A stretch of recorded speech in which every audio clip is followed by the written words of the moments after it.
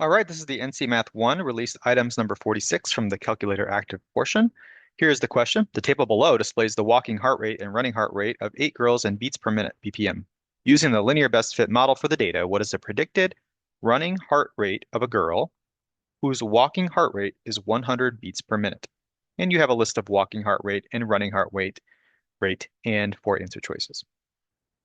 Go ahead and see if you can come up with the solution to this before we move on. And we're going to go over this in three, two, one. Now, you can try to estimate it.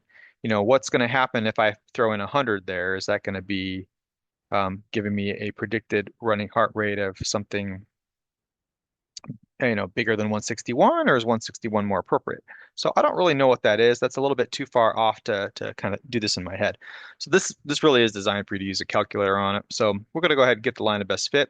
We're going to call these values X's for the walking heart rate because we're trying to predict the the running heart rate. So we're predicting the running heart rate. We're going to call that Y.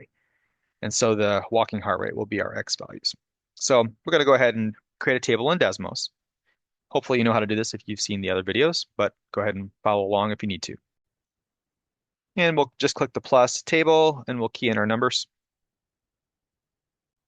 So after you've accurately keyed in your X1s and Y1s, we'll go down to line 2 and build that model. So we'll do Y1 squiggle MX1 plus B.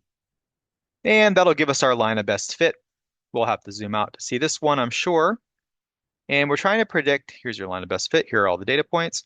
We're trying to predict at 100. So we literally can go to 100 and eyeball it probably. So if I go to a 100 and drag it, I get about 162.864.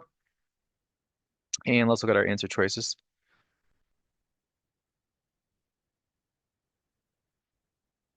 162.864 would round to 163. You could also just go to here and do x equals 100 and click on the point of intersection to get 163, or you could also type the equation itself. Here's your slope, so it would be y equals 1.0402x plus 58.8442, and also get that line, but I feel like if you just do x equals 100, you can get it to cross the line of best fit, and you have your answer choice. And so there really isn't more to it than that. It just wants to know what's the predicted that's going to be from the model, the linear model. So it's going to be 163.